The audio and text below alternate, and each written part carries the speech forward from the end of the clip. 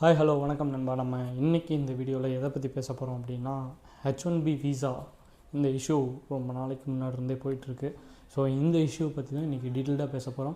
So already நம்ம ஒரு ஷார்ட்ஸில் H1B விசாவோட இஷ்யூ என்ன நடந்துச்சு அப்படிங்கிறத பற்றி போட்டிருந்தோம். ஸோ இந்த வீடியோவில் அதுக்கு மாற்றாக என்ன வந்திருக்கு, ஸோ எந்தெந்த கண்ட்ரிஸ் நம்மளை கால் பண்ணுறாங்க, இந்தியன் பீப்புளை கால் பண்ணுறாங்க அப்படிங்கிறத பற்றி இன்றைக்கி டீட்டெயிலாக பார்ப்போம். நம்ம சேனல் நீங்கள் இப்போ தான் ஃபஸ்ட் டைம் பார்க்குறீங்க அப்படின்னா கீழே இருக்க சப்ஸ்கிரைப் பட்டனை கிளிக் பண்ணி சப்ஸ்கிரைப் பண்ணிங்க. ஸோ அப்போ தான் நம்ம போடக்கூடிய வீடியோஸ் எல்லாமே உங்களுக்கு உடனுக்குடனே கிடைக்கும். ஸோ இந்த மாதிரி நியூஸ் எல்லாமே உங்களுக்கு ஈஸியாக ஷார்ட் அண்ட் ஸ்வீட்டாக நான் உங்களுக்கு சொல்லிடுறேன். So first of all H1B visa. So H1B விசாங்கிறது அதாவது இந்தியாவிலேருந்தோ இல்லை மற்ற கண்ட்ரீஸ்லேருந்தோ வந்து அந்த யூஎஸ்க்கு ஸ்பெசிஃபிக்காக வந்து யூஎஸ்க்கு வேலை செய்ய போகிறதுக்கு அந்த கம்பெனி சார்பாக அந்த எந்த கம்பெனி கால் பண்ணுறாங்களோ அந்த கம்பெனி இந்த விசா ப்ராசஸ் பண்ணி கொடுப்பாங்க. ஸோ இந்த விசா வந்து ஆல்ரெடி 1 lakh வரைக்கும் இதுக்கான சார்ஜுங்கிறது வசூல் பண்ணிகிட்டு இருந்தாங்க. பட் இப்போது ட்ரம்ப்போட அதிரடி நடவடிக்கையினால் இப்போது 88 லட்சம் ரூபாய்க்கு மாற்றிட்டாங்க. ஸோ ஒரு கம்பெனி இந்தியன் பீப்புளை வந்து ஹையர் பண்ணுறதுக்கு 88 லட்ச ரூபா கட்டி அந்த விசாவை வாங்குமானா வாங்காது. ஸோ இந்தியனுடைய அந்த அமெரிக்காவில் போய் வேலை செய்யணும், யூஎஸில் போய் வேலை செய்யணும் அப்படிங்கிற எண்ணத்தை மாற்றிட்டாங்க, டோட்டலாகவே மாற்றிட்டாங்க. பிகாஸ் எந்த ஒரு கம்பெனியும் தன்னோட லாபத்திலிருந்து, அதாவது தன்னோட இதிலிருந்து 88 லட்ச ரூபா போட்டு ஒரு இந்தியன் பீப்புளை வேலைக்கு கூப்பிடுங்கிறது இதோ ரேர் கேஸில் மட்டும்தான் நடக்குமே தவிர இது நடக்காது. ஸோ நியூவாக ஆள் எடுக்கிறாங்க அப்படின்னா இந்த மாதிரி பண்ண மாட்டாங்க. பட் இந்த ட்ரம்ப்போட இந்த ஒரு அனௌன்ஸ்மெண்ட்னால் பல கண்ட்ரீஸ் தன்னோட புது விசாவை அறிமுகப்படுத்தியிருக்காங்க. So first of all K visa அப்படின்னு சொல்லிட்டு சீனா கவர்மெண்ட் வந்து ஒரு இதை வந்து அனௌன்ஸ் பண்ணியிருக்காங்க. ஸோ சீனா கவர்மெண்ட் என்ன பண்ணியிருக்காங்க அப்படின்னா கே விசா அப்படிங்கிற ஒரு செக்ஷனை வந்து, அதாவது ஒரு விசாவை வந்து ஓப்பன் பண்ணியிருக்காங்க. ஸோ இந்தியன்ஸை வெல்கம் பண்ணுறதுக்காக.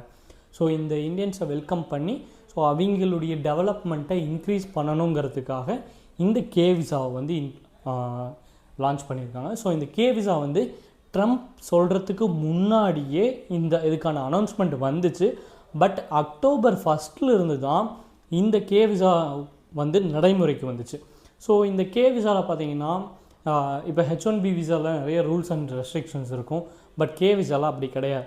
ஸோ நம்ம வேலை செய்யணுன்னாலும் போகலாம், இல்லை படிக்கணுன்னாலும் ஓகே, எதுனாலும் இந்தியன்ஸை வந்து வெல்கம் பண்ணுறாங்க. ஸோ இந்த ட்ரம்ப்போட ஒரு முடிவுனால் பல கண்ட்ரீஸ் இந்தியன் பீப்புளை தன்னோட கண்ட்ரியில் வந்து வேலை செய்கிறதுக்காக கூப்பிட்டுட்ருக்காங்க. ஸோ இந்த மாதிரி ஒரு ட்ரம்ப்புடைய மோசமான நடவடிக்கையினால் யூஎஸ் கவர்மெண்ட் மொத்தமாக வந்து லாஸ் ஆக போகுது. ஏன்னா 25% விசா ஹோல்டர்ஸ் வந்து H1B விசா ஹோல்டர்ஸ் வந்து மேக்ஸிமம் இந்தியன்ஸ் தான்.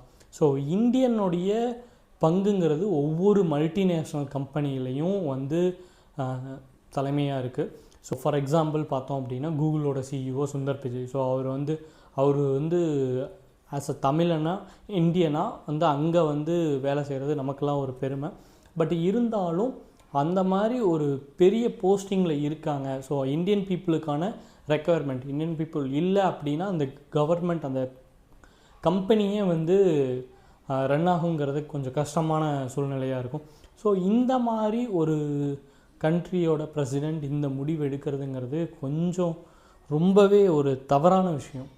ஸோ ஏன்னா அவங்களுடைய கண்ட்ரியோட டெவலப்மெண்ட்டே வந்து மேக்ஸிமம் சாஃப்ட்வேர் இண்டஸ்ட்ரியில் பார்க்கும்போது அவங்களுடைய கண்ட்ரியோட டெவலப்மெண்ட் வந்து இந்தியன்ஸை நம்பி தான் இருக்குது.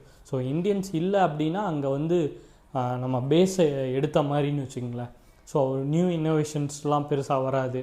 ஸோ அந்த மாதிரி இன்னொரு வகையில் இந்த ட்ரம்ப்போடைய நடவடிக்கை எதுக்காக அப்படின்னு ட்ரம்ப் கிட்ட கேட்கும்போது என்ன சொல்கிறாரு அப்படின்னா, மேக்ஸிமம் அமெரிக்கன் பீப்புள் இங்கே வந்து ஒர்க் பண்ணட்டும், இந்த மாதிரி பண்ணுறதுனால அமெரிக்கன் பீப்புள் ஒர்க் பண்ண மாட்டேங்கிறாங்க.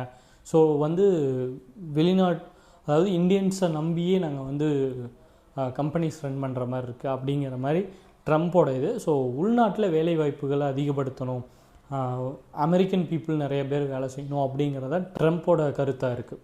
இன்னும் வந்து ட்ரம்ப் என்னென்ன நடவடிக்கை இல்லை என்னென்ன எச்சரிக்கை விடுக்க போகிறாரு, ஸோ என்னென்ன புதுசாக வந்து ஆக்ஷன்ஸ் எடுக்க போகிறாருங்கிறது தெரியலை. ஸோ அடுத்த வீடியோவில் இன்னும் ஒரு நல்ல கண்டென்ட்டாக உங்களை வந்து பார்க்குறேன். Until then, this is Sivaram signing off.